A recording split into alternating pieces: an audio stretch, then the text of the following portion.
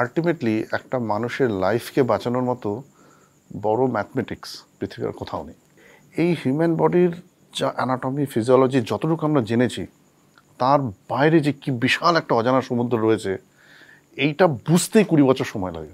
একটা সার্টেন স্টেজে আসার পর হিউম্যান বডিকে এই টুকরো টুকরো করে ডিফারেন্ট লজিতে ভাগ করার মতো মূর্খামি আর কিছু নেই।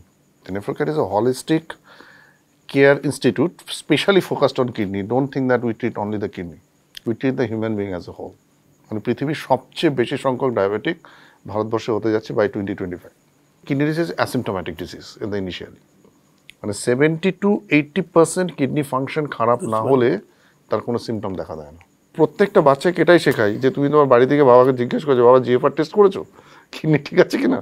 কিডনি খারাপ হলে কি একটাই রাস্তা ডায়ালিসিস? বাবার দিদির হঠাৎ করে একটা ব্রেন হেমারেজ হলো, তাকে কত ভালো লাগে যে দিদির সেই অর্গানগুলো, যে বাচ্চা মেয়েটিকে আমি ট্রান্সপ্লান্টের জন্য মানে ডায়ালিসিস করে ট্রিট করছিলাম, আমার দিদি ওর ভেতর বেঁচে আছে। শিলিগুড়ির মেয়েটি আমাকে দেখাতে তোমার মানে যখন তুমি সিদ্ধান্তটা নিলে আর কি মানে what is going through your mind? নমস্কার, আমি অনিলভ চট্টোপাধ্যায়, বা বাংলায় আপনাদের সবাইকে স্বাগত। আমরা বা বাংলায় এমন কিছু মানুষের সঙ্গে কথা বলতে চাই যারা অ্যাকচুয়ালি আমাদের সমাজে কিছু পজিটিভ কন্ট্রিবিউশন রাখেন। তাদের নিজেদের জীবনে অনেক লড়াই থাকে, তাদের নিজের জীবনে অনেক প্রতিবন্ধকতা থাকে, কিন্তু আলটিমেটলি তারা দিনের শেষে এমন কিছু করে যান আমাদের সবার জন্য, যেটা থেকে বোধহয় আমরা সবাই অনুপ্রাণিত হই। এবং তারা সোসাইটিতে, যেটা বললাম, যে এমন একটা মেসেজ রেখে যান যেটা হচ্ছে বোধহয় মানুষের জন্য, এই মেসেজটা কিন্তু সবসময় রেখে যান। আজকে আমাদের সঙ্গে আছেন ডক্টর প্রতিম সেনগুপ্ত। প্রতিম সেনগুপ্তকে নতুন করে পরিচয় করার কিছু নেই, কারণ কলকাতা শহরের যারা একটু চিকিৎসা বিজ্ঞান নিয়ে খোঁজখবর রাখেন তারা প্রতিমদাকে সবাই চেনেন। প্রতিমদা, স্বাগত। তুমি বললেই কমফোর্টেবল থাকবো। তো প্রতিমদার সঙ্গে আমার অ্যাকচুয়ালি তুমি বলেই আমরা কথা বলি, তো আমি আর নতুন করে সাক্ষাৎকারের জন্য আপনি বলতে যাচ্ছি না। যেটা হচ্ছে, প্রতিমদা এই শহরের কেন, বাংলাদেশের এবং ভারতবর্ষের বিভিন্ন জায়গার মানুষের কিডনি ভালো রাখেন। এবং কিডনি ভালো রাখা শুধু সেটাই নয় বোধহয়, সেটা হলে তো অনেকেই করেন সেরকম কিছু, কিন্তু প্রতিমদা তার সঙ্গে একটা কাজ করেন। প্রতিমদা এই যে মানুষের আস্তে আস্তে যে প্রতিদিন যে কিডনি নিয়ে সমস্যা বাড়ছে, বহু মানুষ আপনারা জানেন যে ডায়ালিসিস করাতে হয় বা অন্যান্য সমস্যার মধ্যে তাদের পড়তে হয়। প্রতিমদা তাদের জন্য, এবং দিনে দিনে যেটা বাড়ছে আর কি সমস্যাটা, প্রতিমদা তাদের সবার জন্য প্রতিদিন চেষ্টা করে যাচ্ছেন যে কী করে তার ইনফ্রাস্ট্রাকচার ভালো করা যায়, কীভাবে আরও মানুষকে আরও একটু পরিষেবা দেওয়া যায়, সেই চেষ্টা করে যাচ্ছেন। প্রতিমদার একটা সংস্থা রয়েছে নেফ্রোকেয়ার ইন্ডিয়া বলে, এবং সেখান থেকে প্রতিমদার এই যুদ্ধটা কিন্তু চলছে, এবং আমরা আজকে কথা বলবো সেটা নিয়ে। প্রতিমদা, আমি বহু ভিডিও আমি ইউটিউব খুললে পাবো, কোথাও হচ্ছে যে কোমরে ব্যথা হওয়া মানেই কি কিডনির ব্যথা, কোথাও দেখবো হচ্ছে প্রস্রাব ঘন হওয়া মানেই কি হচ্ছে ফেনা হওয়া মানেই কি কিডনির সমস্যা, এরকম বহু সমস্যা রয়েছে। আমরা এরকম বহু ভিডিও দেখেছি, কিন্তু আমরা সে নিয়ে আলোচনা করবো না। আমরা আজকে আলোচনা করবো তোমার জার্নিটা নিয়ে, বেসিক্যালি যে তুমি যে কাজটা করছো নেফ্রোকেয়ার ইন্ডিয়ার মাধ্যমে। এবং আমি দেখেছি তোমার ওখানে গিয়ে, দেখেছি সল্টলেকে তোমার যে ইউনিটটা গিয়ে দেখেছি যে কত মানুষ, অসহায় মানুষ এসে তোমার কাছে সাহায্য চাইছেন, এবং তুমি তাদেরকে বিভিন্নভাবে, কোথাও কোনো দিন যোগব্যায়াম করাচ্ছ, কোনো দিন হয়তো অন্যান্য কিছু করাচ্ছ, কোনো দিন মিউজিক থেরাপি করাচ্ছ, এরকম বহু কিছুর মাধ্যমে তুমি তাদেরকে ভালো রাখার চেষ্টা করছো। তো এই নেফ্রোকেয়ারের ভাবনাটা কীভাবে এলো, প্রথমত আমি জিজ্ঞেস করবো। এবং আমি শুরু করতে চাইবো একদম তোমার ছোট থেকে, অ্যাকচুয়ালি তুমি কোথা থেকে শুরু করেছো তোমার প্রফেশনাল কেরিয়ার। ভালো লাগছে আসলে, এইরকম নানান রকম সাক্ষাৎকার তো হয় চিকিৎসক হওয়ার জন্য বা বিভিন্ন ধরনের রিসার্চ প্ল্যাটফর্মে কাজ করবার জন্য, কিন্তু এইরকম মন খোলা প্রশ্ন একদম আমাদের কাছে আসলে তাই, যে দেখো মানে বেসিক্যালি আমরা ডাক্তারদের কাছে গিয়ে ওই প্রশ্নগুলোই করি আর কি, যে এই মুহূর্তে। তো আমার ছোটবেলা কেটেছে একটা খুব ছোট্ট একটা শহর, তার নাম আলিপুরদুয়ার। শহর বললে ভুল হবে, একটা ডুয়ার্সের একটা ভ্যালি বলা যেতে পারে। এখন আলিপুরদুয়ার একটা ডিস্ট্রিক্ট টাউন হয়েছে, অনেক চেঞ্জ হয়েছে, কিন্তু শৈশবে আমরা যখন ছোটোবেলায় বড় হয়েছিলাম, আমি আলিপুরদুয়ারে যে জায়গাটায় থাকতাম, we grown inside the nature. মানে আমার এরকম মনে আছে যে আমরা ছোটোবেলায় ক্রিকেট খেলতাম বন্ধুরা মিলে। একদিন মাঠে খেলছি, হঠাৎ দেখলাম একটা হরিণ দৌড়ে চলে এলো। তো রাত্রিবেলায় হাতির ডাক শোনা যেত। তো এইরকম একটা এনভায়রনমেন্টে আমরা বড় হয়েছি। So I miss that childhood honestly. আমি যখন আমার মেয়েকে দেখি, she is growing in a concrete jungle in the city of Calcutta. এরকম অনেক সময় হয়েছে যে আমি আমার বন্ধুর বাড়িতে গিয়ে রাতে বাড়ি ফিরিনি, আমার বাবা মা কিন্তু খোঁজ করতো না। সত্যি তাই ছিল, ছোট্ট কতগুলো বেড়ে ওঠাটা পাড়া, একটা ছোট্ট সবাই মিলে পাড়া, বেড়ে ওঠা তাতে আর কি। প্রত্যেকটা বাড়িতে মানে সবাই মিলেই আমরা বড় হয়ে সবাই উঠেছি। সবাইকে চিনতাম, মানে আমি নিজেও বড় হয়েছি ছোট একটা মফস্বল শহরে, হ্যাঁ। মানে ব্যান্ডেলে।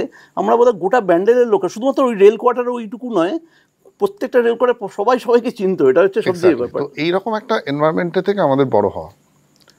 তারপর পড়াশোনার কারণে বেলুড় রামকৃষ্ণ মিশনে হায়ার সেকেন্ডারি পড়তে আসি। আপ টু 10th স্ট্যান্ডার্ড আমি আলিপুরদুয়ারে পড়াশোনা করেছি। ডাক্তারি পড়ার সুযোগ, আমার একজন খুব প্রিয় শিক্ষক, তিনি এই ডাক্তার হওয়ার স্বপ্নটা ভেতরে ঢোকান। আমি ম্যাথসে খুব ভালো ছিলাম জানো, এখনও মানে mathematics is one of the most preferred subject for me. এরকম হয়নি ইন মাই এন্টায়ার কেরিয়ার যেখানে 100-তে কখনো ম্যাথমেটিক্সে 99 পেয়েছি। অনেস্টলি স্পিকিং, একটা পরীক্ষায় 198 পেয়েছিলাম, that is higher secondary mathematics, ঠিক আছে, 2 নম্বর কম পেয়েছিলাম। So fascinated about mathematics. Henceforth biology was not a very preferred subject. আচ্ছা, কিন্তু আমার যে মাস্টারমশাইয়ের কথা আমি বলবো, প্রফেসর অসিত সর্দার, যাকে আমি সত্যি অন্তর থেকে প্রচণ্ড রেসপেক্ট করি, মানে what I am contributing to, উনি মানে এই যে biological science is a mathematics, এটা যে একটা supreme mathematics created by the God, এটা আমরা বুঝতে পারি না বলে এই মিস্ট্রিটা আমাদের কাছে রিভিল করে যখন আমরা 11-12-এর একটা শেষ পর্যায়ে আসি।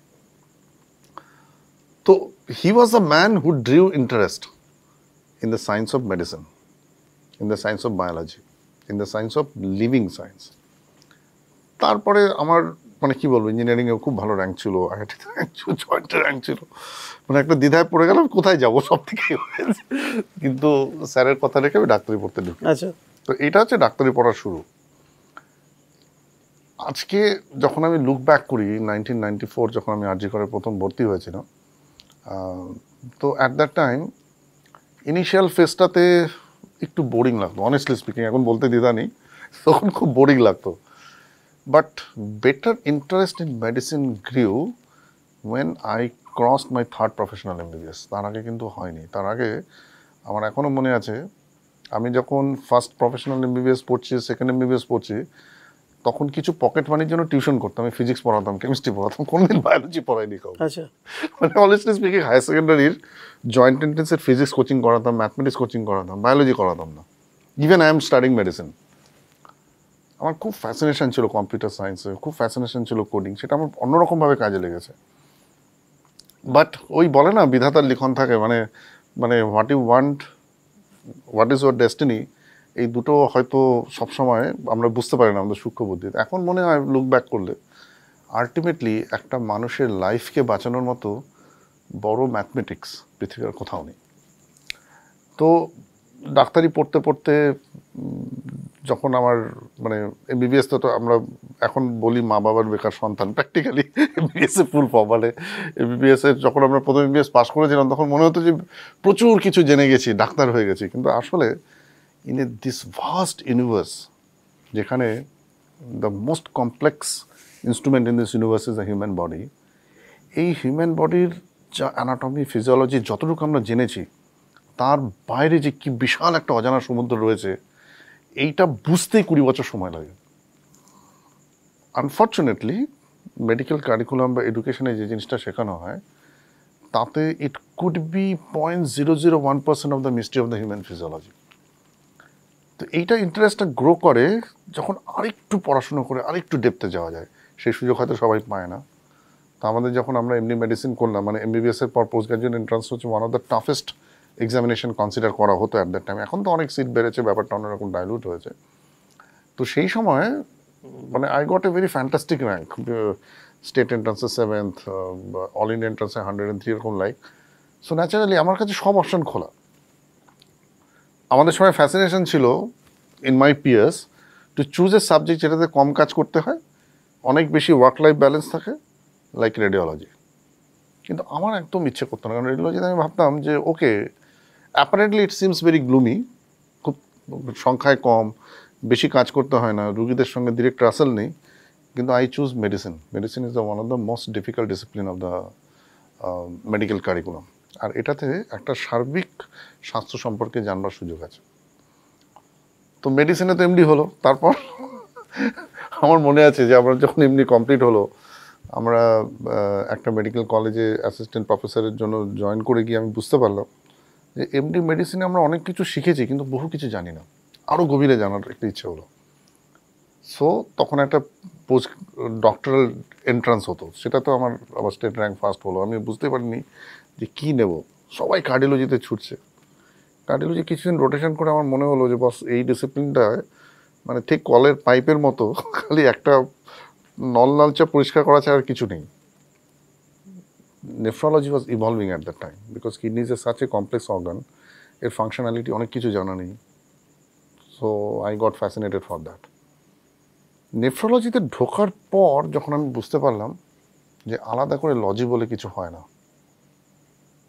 এই জিনিসটা বুঝতেই কিন্তু আমার অনেক সময় লেগেছে। অনেস্টলি স্পিকিং, আজকে যখন আমি লুক ব্যাক করি, যখন আমার ধরুন post doctoral DM in nephrology complete হলো, আমি বেশ কিছুদিন বাইরের ইউনিভার্সিটিতে ফেলোশিপ করতে বস্টনে কাজ করেছি, ক্যারোলিনস্কা ইনস্টিটিউটে বেশ কিছুদিন রিসার্চের কাজ করেছি। ওখানে যাওয়ার পর আমি বুঝতে পারলাম একটা সার্টেন স্টেজে আসার পর হিউম্যান বডিকে এই টুকরো টুকরো করে ডিফারেন্ট লজিতে ভাগ করার মতো মূর্খামি আর কিছু নেই। So you need the union, you need to understand the holistic beauty of life.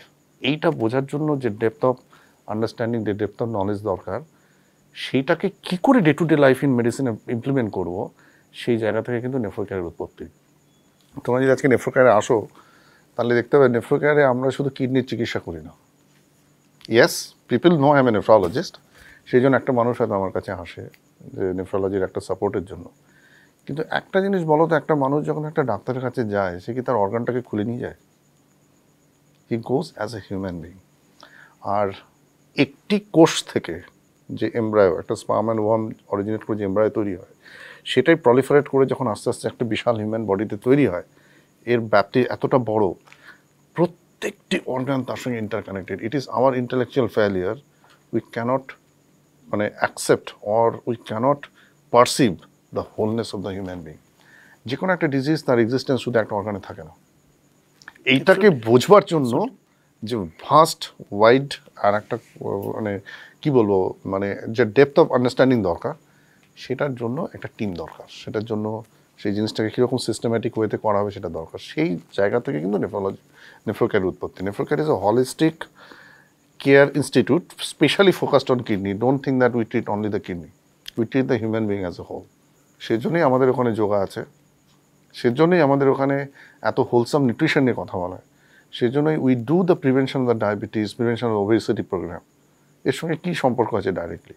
সেই জন্যই নেফ্রোকেয়ার কিন্তু ওয়ার্ক ফর হেলথ বলে প্রোগ্রাম করে, because maybe it started from a one sub speciality, but as a whole we want to breach the barrier, we want the holistic medicine concept in Nephrocare. That is the main concept যেটা নিয়ে আমরা Nephrocare শুরু করেছি। তুমি তো মানে nephrology সাবজেক্টটা নিয়ে অনেক বছর রয়েছো, তো তোমার কি মনে হচ্ছে যে মানুষের কিডনির সমস্যাটা কি বাড়ছে? অসম্ভব রকম বাড়ছে। মানে এটা কারণটা কি? এর কারণ বহুবিধ, মানে একটা কারণ দিয়ে এটাকে বলা সম্ভব নয়। মানে তার মধ্যে যেটা সবচেয়ে ইম্পর্টেন্ট কজ আমি বলবো যে আমাদের দেশে না, গোটা পৃথিবীতেই there is a shift from communicable to the non communicable disease. মানে আগে আমরা যখন শরৎচন্দ্রের উপন্যাস পড়তাম তখন দেখেছি একটা কলেরা হতো, একটা গ্রামের সব লোক মারা যেত, প্লেগ হতো, সবাই মারা যেত। কোভিড বাদ দিলে এরকম ইনসিডেন্স রিসেন্টলি হয়নি।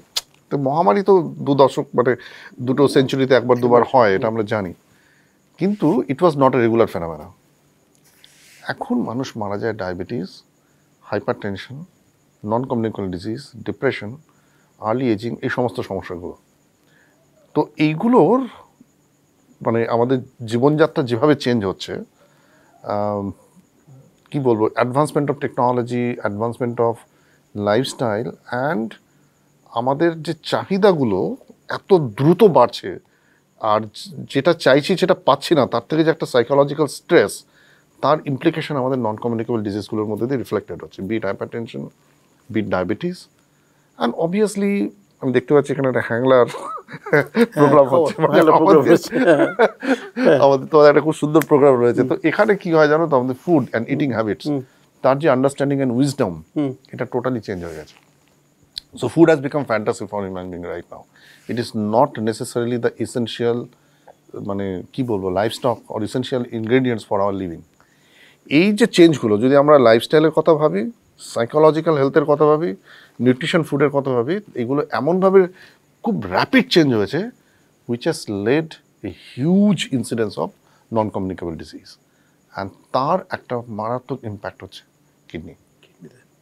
তো ভারতবর্ষে যদি দেখা যায় মানে পরিসংখ্যান বলে India is going to be diabetic capital of the world, মানে পৃথিবীর সবচেয়ে বেশি সংখ্যক ডায়াবেটিক ভারতবর্ষে হতে যাচ্ছে বাই 2025। এখন এই সংখ্যাটা হচ্ছে 82 মিলিয়ন।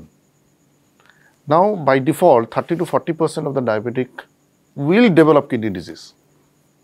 তো 82 মিলিয়নের 40% কত হয় আপনি ভাবুন। একটা অসুখ যেটা কিডনির অসুখ করতে পারে, ওয়ান রিজন, এরকম হাজারটা কারণ রয়েছে, সেই সংখ্যাটাই পৃথিবীতে সবচেয়ে বেশি। এখন WHO জাস্ট ডেটা পাবলিশড হয়েছে রিসেন্টলি, তাতে দ্য নাম্বার অফ ইন্ডিয়ান সাবকন্টিনেন্টে every 10%, out of every 10%, 1% is suffering from kidney disease. এবার আপনি ভেবে দেখুন, we are living in a 1.4 billion population, একে 10 দিয়ে ভাগ করুন, ঠিক আছে? তার মানে 0.14 billion CKD patient in this country আছে। তো এটা এইরকম ব্যাপক একটা সংখ্যা, কিন্তু মুশকিলটা হচ্ছে মানুষের অ্যাওয়ারনেস নেই।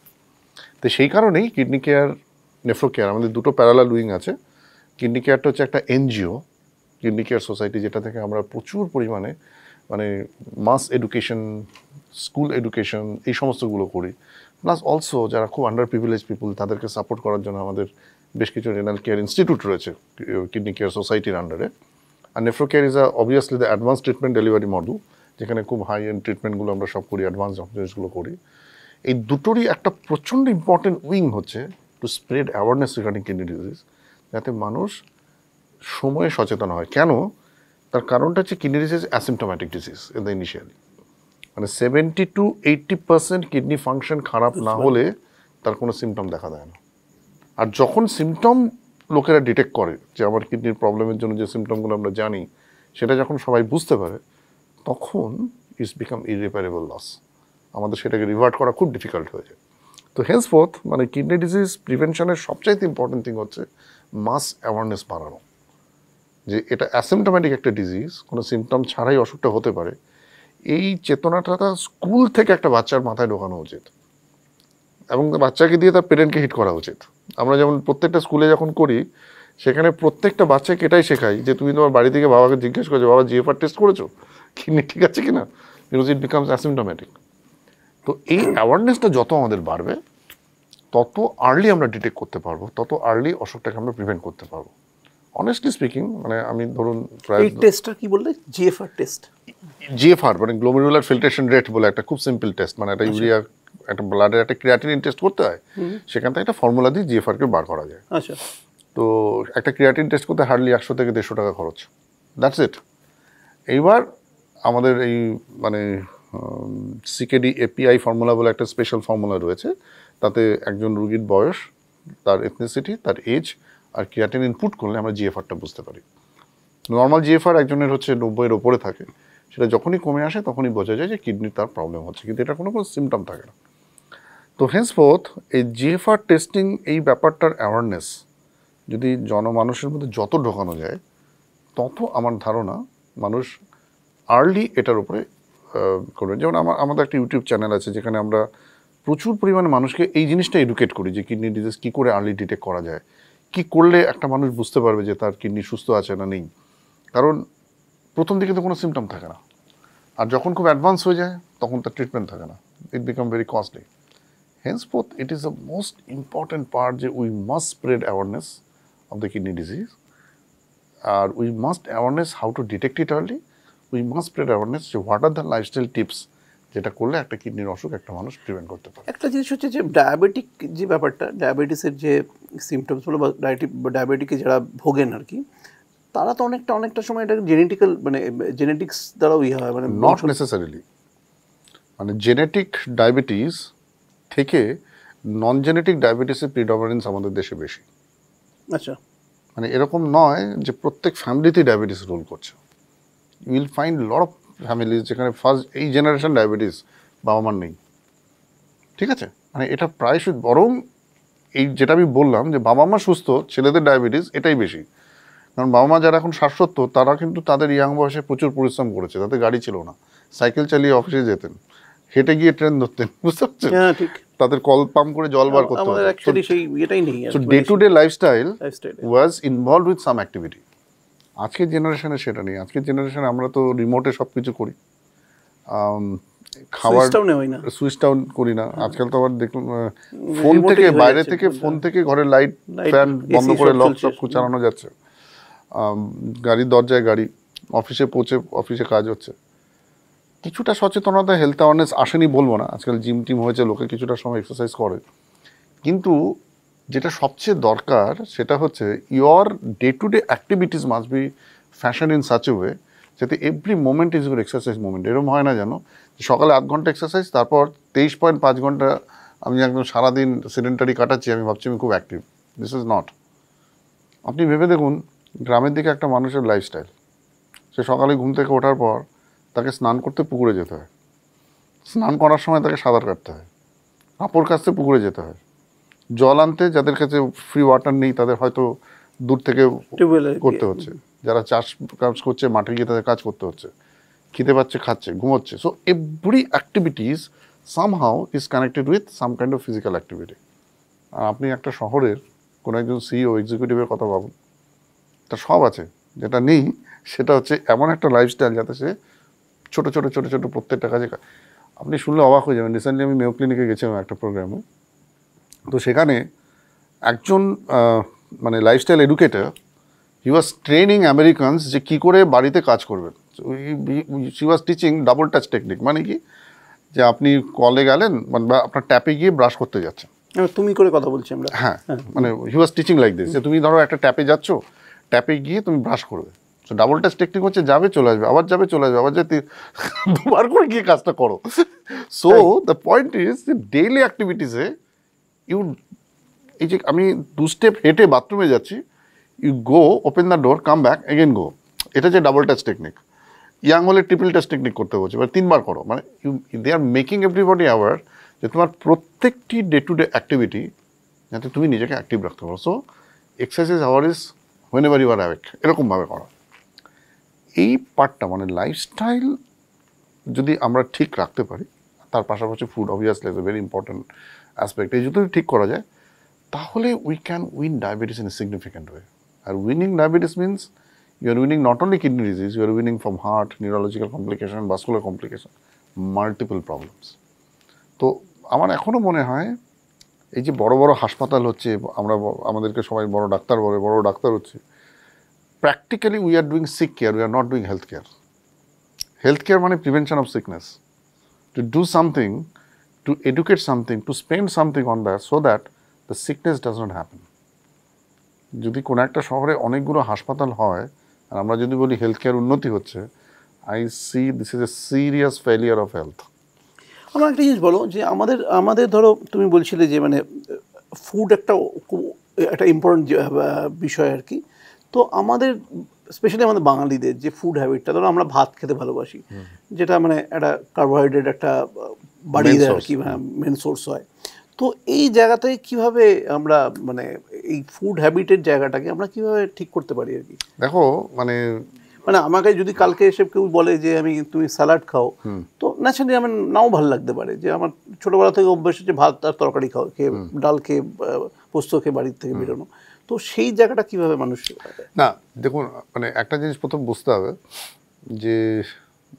যে কোনো ফুড তার দুটো পারপাস থাকে। একটা হচ্ছে the nutrient part of it, মানে যেটা আমাদেরকে সার্ভাইভালের জন্য প্রচণ্ড এসেনশিয়াল করে। আরেকটা হচ্ছে because human beings are so evolved, the test part of it. এবার টেস্ট লাইকিংস অ্যান্ড এভরিথিং এটা over a period of time তৈরি। একটা বাচ্চা যখন জন্মায় তার কিন্তু টেস্ট বার থাকে না, মানে তার সেরকম প্রেফারেন্সিয়াল টেস্ট কিছু থাকে না। আমরা যে কালচারে তাকে অ্যাডপ্ট করব সে সেই ফুডটা খেতেই ভালো হবে। ধরা যাক একটা বাঙালি বাচ্চা, তার জন্ম হলো আমেরিকাতে, সেখানে জন্মানোর পর সে সারাদিন ধরে বেকন স্যালমন খেয়ে বড় হচ্ছে, ওর কিন্তু ভাত ভালো লাগবে না। True. So food is a cultural thing, এটা আমাদের প্রথম বুঝতে হবে।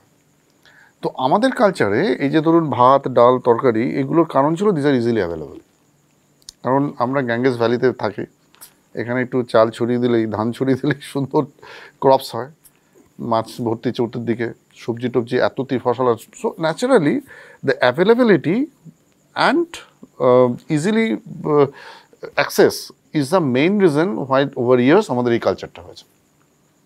এবার যদি আমি আজ থেকে 50 বছর পিছিয়ে যাই, ধরা যাক 50 বছর আগেও চাল রান্না হতো, তখন পলিশড রাইসের কনসেপ্টটা আসেনি। আমরা দেখেছি যে ঢেকি ছাটা চাল হতো, তো ঢেকি ছাটা চাল মানেটা কি, সেই চালের ভেতরে একটা এন্ডোকার্ব থাকতো, so it was a very rich in fibre. সুতরাং আমরা কিন্তু অ্যাভেলেবল রাইসই খেতাম, but it was a fibre rich, এর glycemic index was low. Over the period of time যেহেতু ফুড ইন্ডাস্ট্রির রিভলিউশন হলো, আমাদের মাথায় ঢোকানো হলো যে চকচকে সাদা চাল দেখতে যেটা ভালো সেটা হচ্ছে সাইন অফ অ্যারিস্টোক্রেসি, ঠিক আছে, কারণ ভাতের থালায় সেটা দেখতে খুব সুন্দর লাগে, চকচক করছে, but we forgot scientifically to understand the beauty of having the brownness in the sugar. এখন আবার সেই রেট্রো ফ্যাশন হচ্ছে, লোকে ব্রাউন রাইস কিনে খাচ্ছে দুগুণ দাম দিয়ে, ঠিক আছে। দেখি সেটা চাল এখন মলে বিক্রি হয়, 1 কেজি চাল যদি নর্মাল চাল 75 টাকা হয় সেটা হচ্ছে 200 টাকা, বুঝতে পারছেন? তো লোকে এখন এটা বুঝতে চায়। তো we forgot some of the মানে so called natural intuitive knowledge because of the development of the food and beverage industry. তো বলছিলে একটু আগে অবশ্যই কথাতেও বলছিলে যে এই যে আমরা একটা সময় বাঙালিরা খেতে হচ্ছে পান্তা ভাত, ইয়েস, তো পান্তা ভাত নিয়ে একটা হিউজ রিসার্চ হচ্ছে, মানে পান্তা ভাত নিয়ে এত কিছু গবেষণা হচ্ছে, মানে আমি তো মাঝে মাঝে ভাবি যে আমাদের পূর্বপুরুষরা আমাদের থেকে অনেক বেশি উইজডম ছিল, তারা কোনো ইউনিভার্সিটিতে পড়েনি, তারা বিরাট কিছু পিএইচডি করেনি, কিন্তু they have a intuitive knowledge to keep healthy what need to be done. পান্তা ভাত নিয়ে যে একটা প্রচুর গবেষণা হচ্ছে, তাতে দেখা গেছে যে যখন আমরা ভাতকে জলে ভিজিয়ে রাখি অনেক সময় তার গ্লাইসেমিক ইন্ডেক্স কমে যায়, মানে ঝট করে সুগারটা অ্যাবজর্ব হয় না। মানে আমরা যখন কার্বোহাইড্রেট খাই, কার্বোহাইড্রেট অ্যাবজর্পশনের রেটটাকে বলা হয় গ্লাইসেমিক ইন্ডেক্স, কত কুইক ব্লাড সুগার বাড়ে। পান্তা ভাতের glycemic index is normal polished রাইসের গ্লাইসেমিক ইন্ডেক্সের হাফ। তার মানে একটা ডায়াবেটিক লোক সে যদি 100 গ্রাম পান্তা ভাত খায় আর 100 গ্রাম নর্মাল ভাত খায়, নর্মাল ভাত খেলে তার সুগার যতটা বাড়বে পান্তা ভাত খেলে তার থেকে কম বাড়বে। পান্তা ভাত আমাদের স্টমাকের যে ক্লিয়ারেন্স তার ডিউরেশন বেশি হয়, সেই জন্য আগের দিনে যখন মাঠে কাজ করতে যেত লোকে পান্তা ভাত খেতে অনেকক্ষণ খিদে পেত। দ্য রিজন বিকজ এটা খুব কুইক অ্যাবজর্ব হয় না, মানে অনেকক্ষণ স্টমাকে থাকে, একটা স্যাটাইটি ফ্যাক্টর অনেক বেশি। তো এই জিনিসগুলো আস্তে আস্তে আমাদের কাছে মানে আমাদের নজরে আসছে, এখন সায়েন্টিফিক কমিউনিটি রিসার্চ করছে, যেটা already existent in our society was there. Recently একটা পেপার পাবলিশ হয়েছে যে পান্তা ভাত কিডনির জন্য খুব ভালো, মানে যাদের কিডনির অসুখ আছে তারা যদি দুটো গ্রুপকে কম্পেয়ার করা হয়েছিল, সামবডি ওয়াজ টেকিং দিস পান্তা ভাত আর একজন সাধারণ ভাত খেয়েছে ডায়াবেটিক কিডনি ডিজিজ, দেখা গেছে এদের রেট অফ প্রোগ্রেশন কম। একটা পেপার পাবলিশ হলো অস্ট্রেলিয়া থেকে কিছুদিন আগে, আপনি ভাবুন অস্ট্রেলিয়ান লোকেরা রিসার্চ করছে যে পান্তা ভাত খেলে প্রোটিন ইউরিয়া কমে যায়, ঠিক আছে। তো আমরা এই জিনিসগুলো জানি না, যেটা ডায়াবেটিস অস্ট্রেলিয়ার মাস্টারশেফে দেখানো হয়েছিল, একটি বাংলাদেশ টিমে দেখিয়েছিল পান্তা ভাত তৈরি করতে হয় actually. So that's it. So এইরকম বেশ কিছু গবেষণা হচ্ছে যেগুলো already was indigenous in our culture. আজকাল মানে এটা কনসিডার করা হতো পান্তা ভাত হচ্ছে এক ধরনের কি বলবো সাইন অফ প্রপার্টি, গরিব মানুষরা পান্তা ভাত খায়, চাষিরা পান্তা ভাত খায়, যারা মাঠে কাজ করছে তারা পান্তা ভাত খায়, মানে it was not considered as a sign of aristocracy. কিন্তু এখন বিজ্ঞান বলছে যে ওটাই আসল জিনিস, that was the right way to answer. আরও কতগুলো জিনিস আছে আমাদের এখানে কালচারে ছিল, যেমন আমরা যখন ঘিকে বলা হতো অন্নশুদ্ধি, আমি আলোচনা করছিলাম, তা ঘি হ্যাজ এ সিমিলার প্রপার্টি, যে সামান্য ঘি যদি ভাতে ছড়িয়ে দেওয়া হয় তাহলে এই কার্বোহাইড্রেট অ্যাবজর্পশনটা কমে যায় আর অনেকক্ষণ পেট ভরা থাকে। সো ন্যাচারালি তোমার হাঙ্গার কমবে, যে এনার্জিটা তুমি কনজিউম করলে সেই এনার্জিটা অনেকক্ষণ সময় ধরে স্লোলি ডিস্ট্রিবিউটেড হবে। And it has a beautiful palliative property for the gut inner inflammation healing, যেটা নিয়ে আমরা আজকে মাইক্রোবায়োটা নিয়ে প্রচুর কথা বলছি। It is supportive for the good microbiota. তো এই যে গবেষণাগুলো করে এখন আমরা যে জিনিসটা জানছি, এটা traditionally over the 1000 years it has been proven and was in our culture, ঠিক আছে। তো সেই জন্য আমার মনে হয় আমরা যতই মডার্ন হই, পুরোনো জিনিসগুলোকে একটু বোধহয় লজিক্যালি অ্যান্ড ইনটিউটিভলি চিন্তা করা উচিত যে what is good, what is bad. সব পুরোনো ভালো সেরকম আমি নিশ্চয়ই বলবো না, কিন্তু there is lot of good things which you are lost over the pressure of so called cultural modernisation. Absolutely. তো এই যে ধরো মানে যেটা হচ্ছে যে কিডনি খারাপ হলে কি একটাই রাস্তা ডায়ালিসিস? নট নেসেসারিলি, মানে কিডনি খারাপের তো অনেকগুলো বিরাট একটা, এটা একটা বিশাল বড় স্পেকট্রাম। মানে কিডনি খারাপ মানে কি, যখন অ্যাডভান্স কিডনি ফেলিয়ার হয়ে যায়, কিডনি কোনো রকম তার respiratory function, synthetic function, endocrine function কিচ্ছু করতে পারছে না, তখন এক্সক্রিটরি ফাংশনটা রেসপন্সিবিলিটি খালি ডায়ালিসিস করে রিপ্লেস করা হয়। কিন্তু kidney as a is the multitasking organ like any other organ in our body, but কিডনির মাল্টিটাস্কিং ক্যাপাসিটিটা সাংঘাতিক। মানে কিডনি যে শুধুমাত্র শরীর থেকে টক্সিন বের করে তা নয়, it controls our blood pressure, it produces sugar in emergency. মানে kidney is a one important organ for neoglucogenesis, এটা অনেকেই জানে না। আমরা ধরুন অনেকক্ষণ খাচ্ছি না, কিন্তু আমার ব্রেনে তো ব্লাড সুগার সাপ্লাই কনস্ট্যান্ট হচ্ছে, কে প্রডিউস করে? Kidney produces it. Kidney is the most important organ to control hour blood pressure. Kidney is the most important organ for controlling our sleep. Kidney is the most important organ to produce a lot of important vitamin like vitamin D. আমাদের শরীরে যত mineral রয়েছে, sodium, potassium, calcium, phosphorus, এর মাত্রা কীরকম থাকবে না থাকবে টোটাল কন্ট্রোল করে কিডনি। আমরা বলি যে human body is a big chemical laboratory, তার মধ্যে হাজার হাজার রাসায়নিক বিক্রিয়া হচ্ছে। তো যারা কেমিস্ট্রি পড়েছে তারা সবাই জানে যে যে কোনো কেমিক্যাল রিয়াকশন হতে গেলে একটা সার্টেন অ্যামাউন্ট অফ পিএইচ দরকার হয়, অ্যাসিড মাত্রা একটা মাত্রার দরকার হয়। তার সামান্য 19-20 হলেই মানে আলটিমেটলি দ্য রিয়াকশনের গতিবিধি পাল্টে যেতে পারে। এই যে অ্যাসিডোসিস অফ দ্য বডি বা অ্যালকালোসিস অফ দ্য বডি, যে অ্যাসিড বেস মিলিউটাকে যে মেনটেন করা, তার মেইন রেসপন্সিবিলিটি কিডনি নেয়। সুতরাং কিডনির কাজ যদি আমি লিখতে শুরু করি, আজকে সারাদিন বললে শেষ হবে না। তাও অনেক কিছু আমরা এখন হয়তো জানি না, আরও কিছু গবেষণা যদি এই দেখি একটা একজন সাধারণ পেশেন্ট যদি দেখে যে মানে বা তার ডক্টর যদি বলে যে কিডনিটা ফেল করছে আস্তে আস্তে, তো কি রাস্তাটা কি একটাই ডায়ালিসিস? নট নেসেসারিলি, এটাকে প্রিভেন্ট করা সম্ভব। There are lot of means by which the failing process can be reverted, but in early stage. খুব অ্যাডভান্স হয়ে গেলে তখন ডায়ালিসিস বা ট্রান্সপ্লান্টের কথা ভাবতে হয়। ডায়ালিসিসের দুটো পদ্ধতি আছে, একটা হিমোডায়ালিসিস আর একটা পেরিটোনিয়াল ডায়ালিসিস। পেরিটোনিয়াল ডায়ালিসিস মানে পেটেই আমরা একটা ক্যাথিটার বসিয়ে দিয়ে মানে বাড়িতেই এই ডায়ালিসিসটাকে করা যায়, এটাকে পেরিটোনিয়াল ডায়ালিসিস বলে। আর যেটা best way to replace one organ function is replacing another organ, that যেটাকে আমরা ট্রান্সপ্লান্ট বলি। ট্রান্সপ্লান্ট বলছো। তো এই যে ধরো ডায়ালিসিস করে যারা, তাদের খরচা কেমন হয়, মানে কীরকম খরচা হয় তাদের জন্য? এটা ডিপেন্ড করে অনেকগুলো ফ্যাক্টরের ওপর। মানে দেখা যাক এখন যেমন সরকারি ব্যবস্থাপনায় মানে প্রধানমন্ত্রী ন্যাশনাল ডায়ালিসিস প্রোগ্রাম বলে একটা স্কিম এসছে, এবং প্রত্যেকটা স্টেটে যেমন আমাদের ধরুন স্বাস্থ্যসাথী স্কিম এসছে, এখানে ডায়ালিসিসকে গভর্নমেন্ট রিমেম্বার্স করে। তাতে প্র্যাকটিক্যালি একটা রুগী যদি সেই স্কিমে ডায়ালিসিস পায় তাহলে তার ডায়ালিসিস খরচা কিছু নেই। কিন্তু কেউ যদি ধরুন একটা কোনো প্রাইভেট ইনস্টিটিউশনে যার এরকম কোনো ফেসিলিটি নেই, তাতে সে যদি ডায়ালিসিস করে, তাহলে পার ট্রিটমেন্ট অফ ডায়ালিসিস কস্ট প্রায় 2 থেকে 2,500 টাকার মতো হয়। এবার ডায়ালিসিসের অনেকগুলো সাব ভ্যারাইটি আছে। মানে ডায়ালিসিস মানেই যে সব ডায়ালিসিস একরকম তা নয়। Types of membrane, types of machine, types of water and the need of the patient, এগুলোর উপর ভেট করে ডায়ালিসিসের অনেকগুলো ডিফারেন্ট সাব টাইপ আছে, যেগুলো খুব অ্যাডভান্স মেমব্রেনে খুব অ্যাডভান্স কোয়ালিটি অফ ক্লিয়ারেন্স করা হয়, যেগুলোকে আমরা হাই ফ্লাক্স বা হিমোডায়াফিল্ট্রেশন বলি। সেগুলো একটু কস্টলি, 3-3,500 মতো খরচ হয়। আর ন্যাচারাল বা সোকল স্ট্যান্ডার্ড নর্মাল ডায়ালিসিসের খরচ প্রায় 2 থেকে 2,500 মতো ইন প্রাইভেট সেট আপ। তবে আজকাল যেটা ভালো বলবো সেটা হচ্ছে lot of insurance company cover dialysis. National insurance policy like say আমাদের স্টেটের স্বাস্থ্যসাথী বলুন বা প্রধানমন্ত্রীর যে ন্যাশনাল ডায়ালিসিস প্রোগ্রাম যেটা আয়ুষ্মান ভারত, তাতে ডায়ালিসিস একদম ফ্রি অফ কস্ট প্রোভাইড করার প্রভিশন কিন্তু আমাদের দেশে এসছে। সো ডায়ালিসিস পেশেন্ট এখন কিছুটা হলেও রিলিফড। প্রত্যেককেই আগে যেরকম আজ থেকে 5 বছর আগেও যেরকম dialysis money every hours they have to count money, সেই ব্যাপারটা বোধহয় এখন নেই। ডায়ালিসিস দিয়ে কত বছর মোটামুটি? এটা ডিপেন্ড করছে how the dialysis patient been monitored. আমার লংগেস্ট ডায়ালিসিস সার্ভাইভাল পেশেন্ট যে আমার আন্ডারে এখনও ট্রিটমেন্টে আছে, সেই ভদ্রলোক আজকে 22 বছর 20 years on dialysis, absolutely healthy, গাড়ি চালিয়ে আসেন, ডায়ালিসিস করেন, বাড়ি চলে যায়। 22 years he is on dialysis.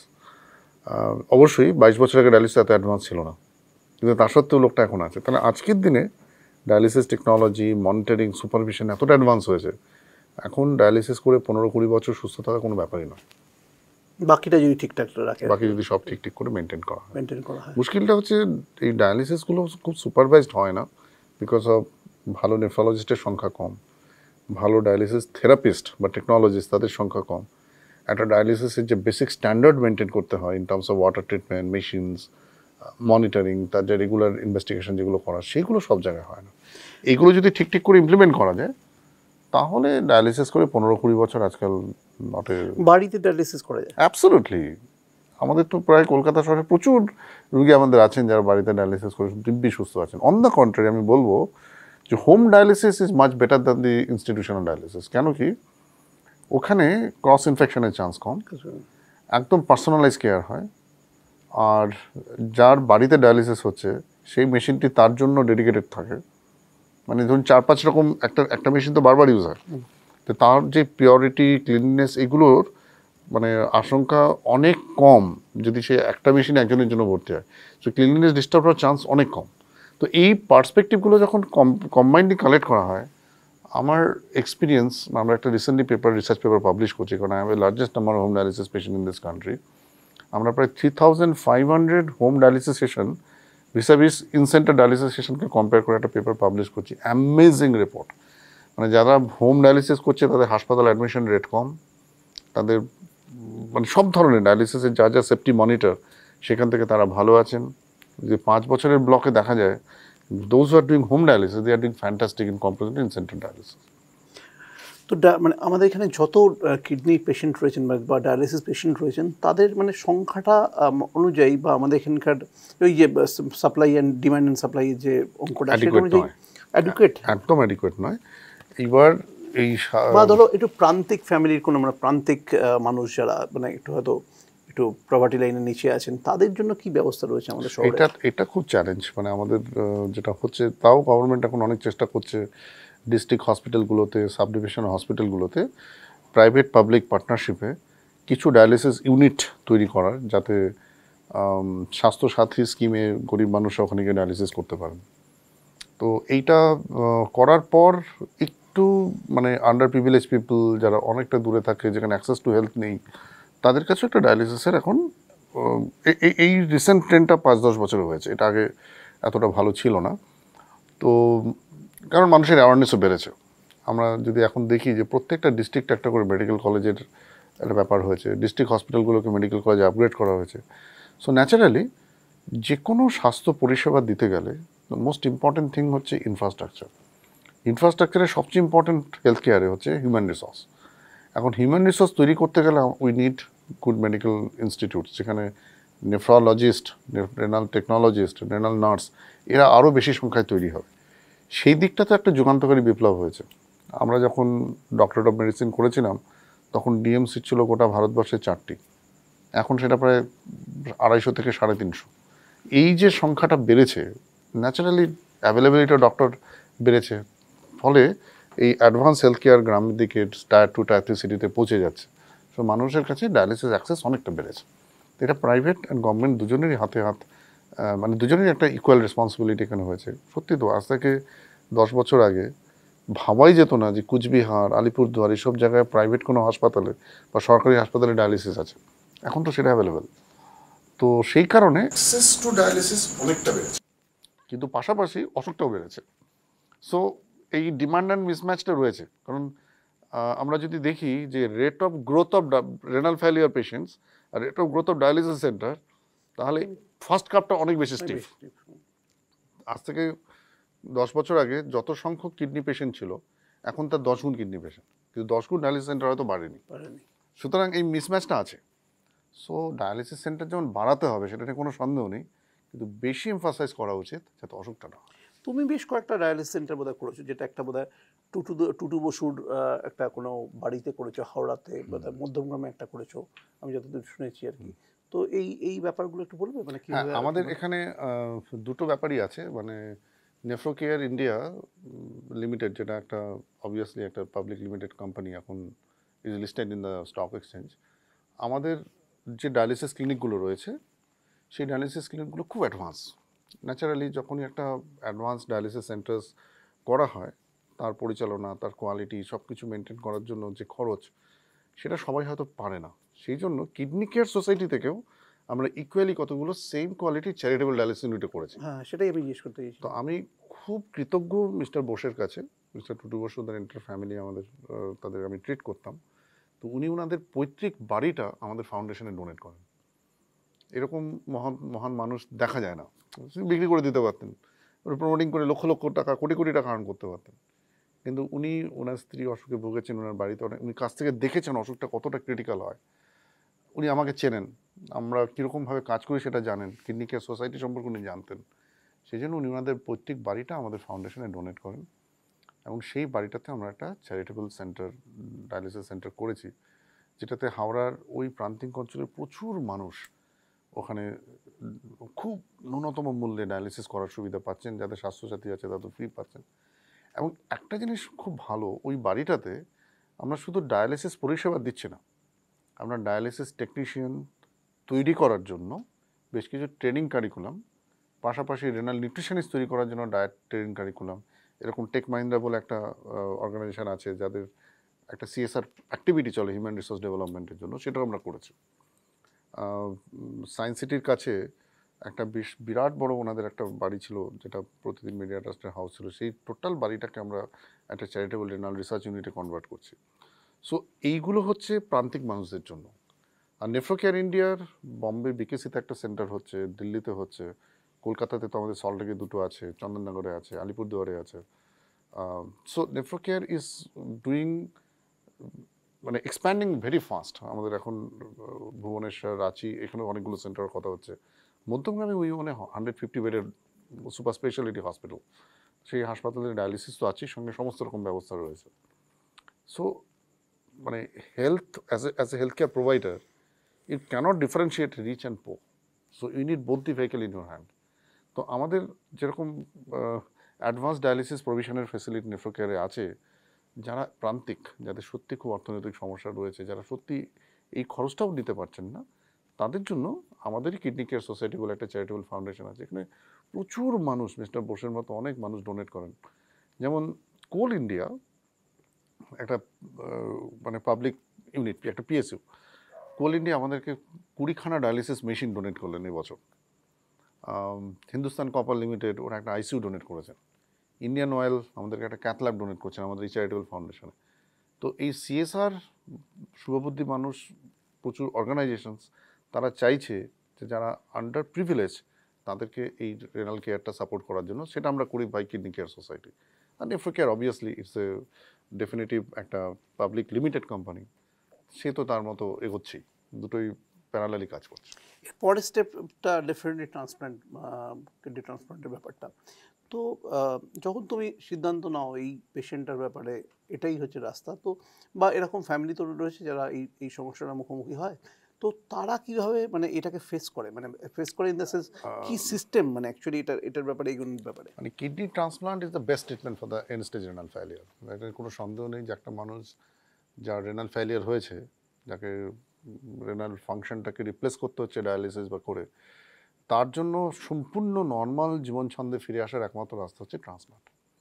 এবার ট্রান্সপ্লান্ট করার জন্য দরকার হচ্ছে একটা কিডনি, তো kidney somebody has to donate. তো এটা তিনটে সোর্স হয়। একটা হচ্ছে মরণোত্তর অঙ্গদান, যেটারও first pioneer in this city আমি।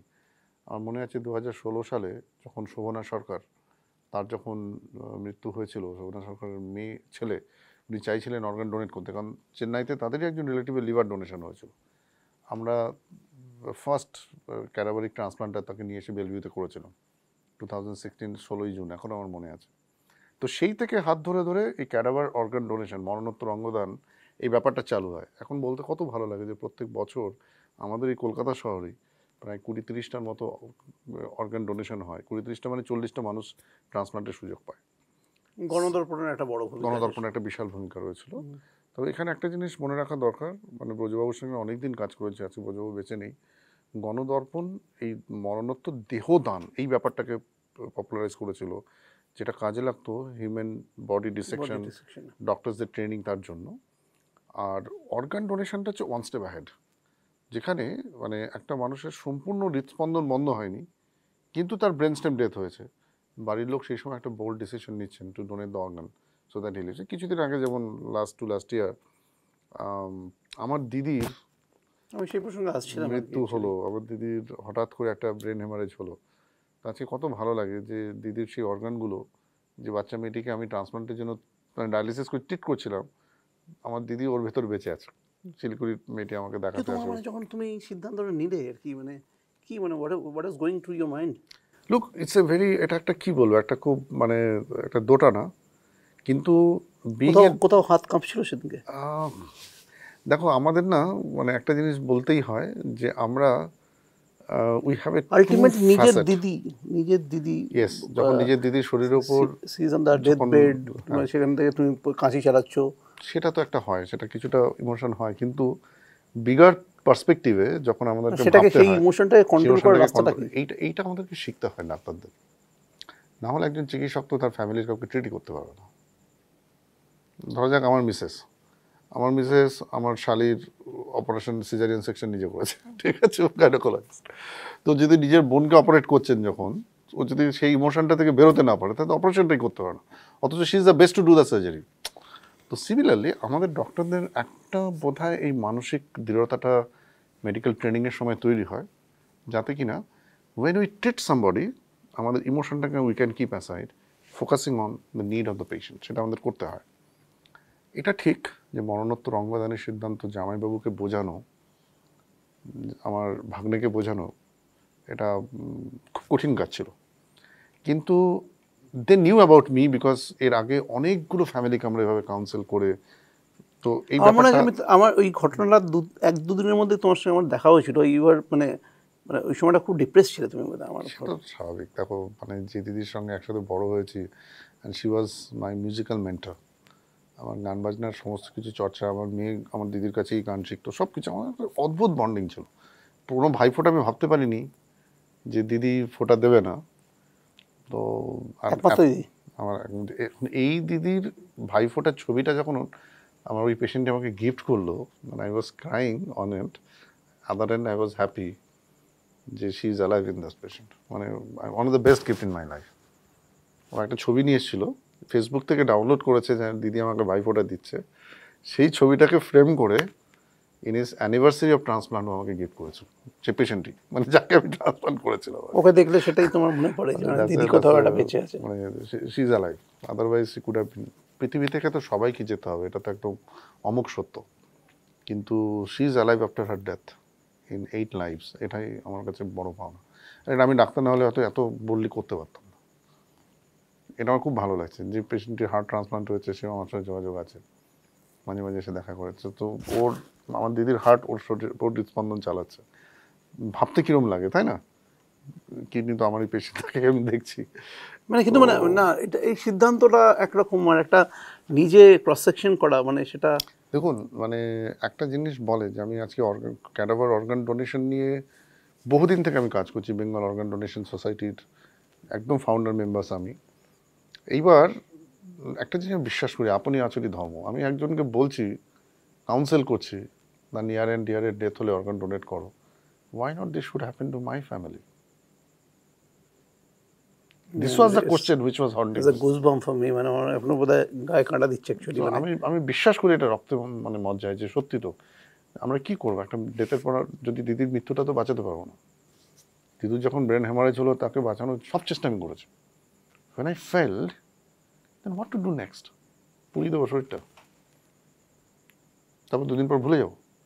আজকে তো আমার এত ভালো লাগে যে she is alive, the 8 lives, ওর চোখ দিয়ে দুটো অন্ধ মানুষ দেখতে পাচ্ছে।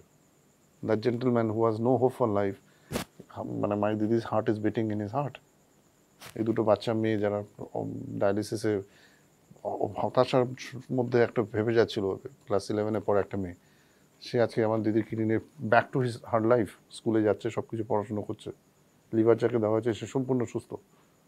তো এর থেকে আনন্দ আর কী হতে পারে? সুতরাং এইটা মানে as a doctor, as a promoter of organ transplant, as a which I do day in day out, আমি না করলে এটা কে করবে বস?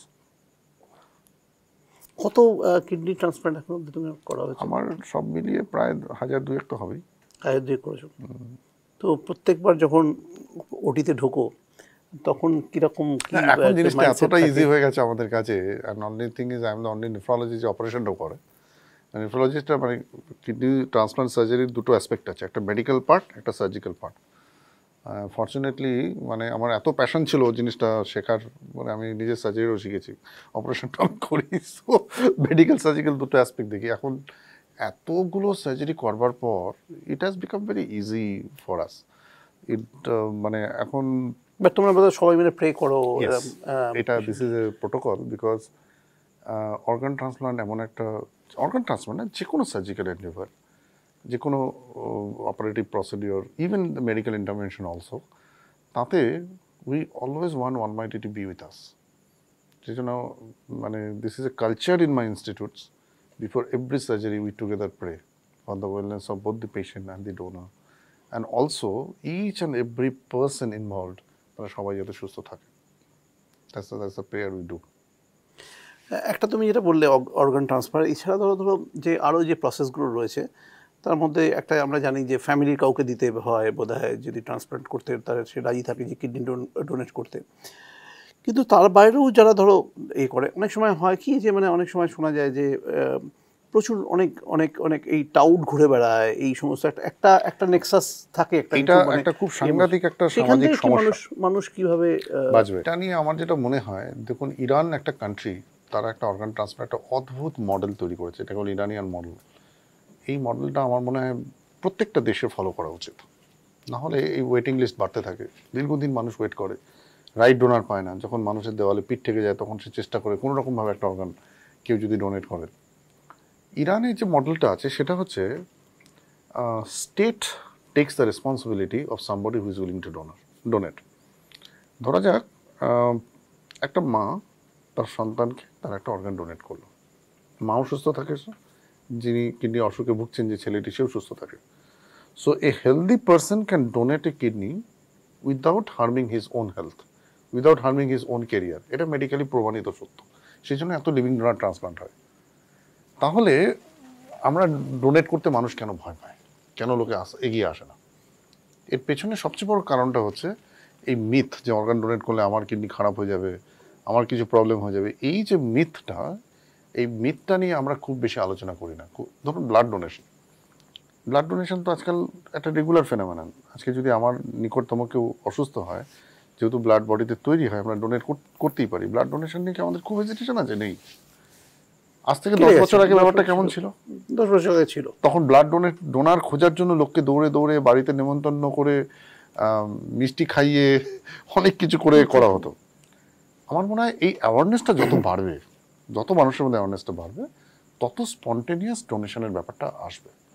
ইরান যেটা করেছে, ইরানের যেটা মডেলটা আমার খুব ভালো লাগে এই কারণে যে আমরা দেখেছি যে কেউ যদি একটা ব্লাড ডোনেট করে, তাকে আমরা state reimburse with a blood donor card, মানে তোমার যদি কখনো রক্ত লাগে তুমি কার্ডটা দেখালে ইমিডিয়েটলি ফ্রি ব্লাড পাবে।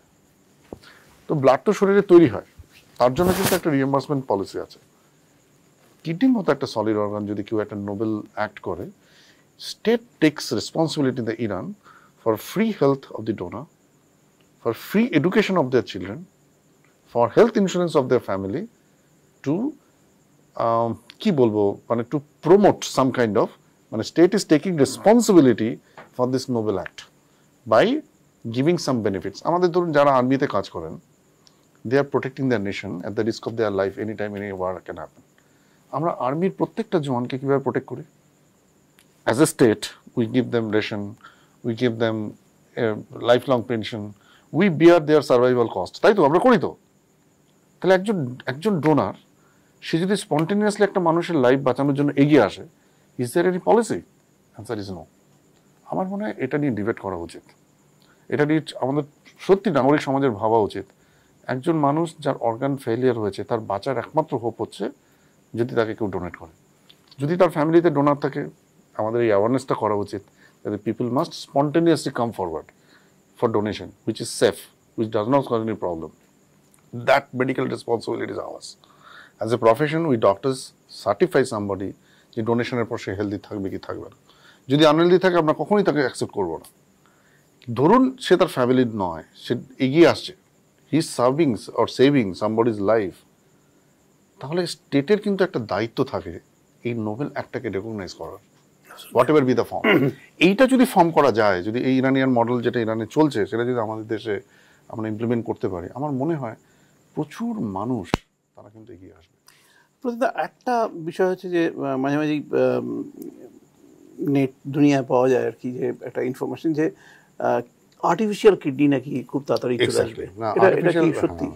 আর্টিফিশিয়াল কিডনি নিয়ে যে গবেষণাটা হচ্ছে এটা সত্যি খুব, আমার বাঙালি হিসেবে আমি খুব গর্ববোধ করি, কারণ শুভ রায় বলে একজন বাঙালি মানুষ, তিনি এই রিসার্চটা করছেন ইউসিএলএস ইউনিভার্সিটিতে। তবে এই গবেষণাটা কিছু কিছু জিনিস এখনো একটু শেষ হয়নি, যাতে এটাকে ফ্রিলি ইমপ্ল্যান্টেবল কিডনিটাকে আমরা বানাতে পারবো। তার কারণ কিডনি এত কমপ্লেক্স একটা অর্গান, এবং এর ভেতরে রক্তের পরিচালন ঘটিত এমন কিছু জটিল কাজকর্ম আছে যেটা কমপ্লিটলি ক্র্যাক করা এখন আমাদের পক্ষে সম্ভব হয়নি। হ্যাঁ, অনেক দূর হয়েছে, ন্যানো কার্বন ফিল্টার দিয়ে যেরকমভাবে যে ডিজাইনটা করেছেন ওনারা, সেটাতে অনেকটা আশাপ্রদ। আমরা হয়তো আগামী 5-6 বছরের মধ্যে we can get something, some kind of artificial device যেটা অ্যাটলিস্ট সাম ফাংশন অফ কিডনিকে রিপ্লেস করতে পারবে। এখন বায়ো ইঞ্জিনিয়ারিং খুব ফাস্ট ডেভেলপ করছে। অর্গান অন চিপ বলে একটা রিসার্চ আমরা কন্ডাক্ট করেছিলাম কিছুদিন আগে, সেখানে পুরো কিডনি না হলেও কিডনির কিছু আংশিক অঙ্গ ফাংশনকে আমরা কিন্তু আর্টিফিশিয়াল একটা সেমিকন্ডাক্টর টিউবুলের মধ্যে কন্ডাক্ট করতে পেরেছি। তো এইটা কিছুদিন এগোলে আমার ধারণা যে একটা হিউম্যানাইজ অর্গানয়েডকে আমরা তৈরি করতে পারবো। It will take time. তবে মুশকিলটা হচ্ছে কি, এই ভারী অদ্ভুত গোলক ধাঁধা, আমরা একটা করে সমস্যা সলভ করি, আবার নতুন একটা সমস্যা আসে। মেবি যখন ওই অর্গানটাকে আমরা বানাবো তখন তার ইমপ্লান্টেশন, তার ম্যানেজমেন্ট নিয়ে আবার নতুন কোনো প্রবলেম আসবে। সো এই journey for challenges will be always there to the humanities, and human intellect is always stronger enough to fight against it. এভাবেই হয়তো মানুষের একটা মানে কিউমুলেটিভ ইন্টেলেকচুয়ালি চলছে। থ্যাংক ইউ প্রদীপদা, থ্যাংক ইউ সো মাচ। আমার মনে হয় যে আপনারাও যারা শুনলেন পুরো ব্যাপারটা, যে আপনারা জানলেন যে অ্যাকচুয়ালি মানে শুধুমাত্র কিডনি কেয়ার নয়, মানে একই সঙ্গে কী কী উনি করছেন, কলকাতা শহরে বসে কী কী করছেন আমাদের এখানকার কিডনি পেশেন্টদের জন্য, সেটাও জানলেন। এবং যদি অন্যান্য কোনো যোগাযোগের দরকার পড়ে ওনার সঙ্গে যোগাযোগ করতে পারেন নেফ্রো কেয়ার ইন্ডিয়াতে। সবাই ভালো থাকবেন। নমস্কার। Thank you. নমস্কার অনিলবাবু, এই সুন্দর প্রোগ্রামটা করার জন্য থ্যাংক ইউ ভেরি মাচ।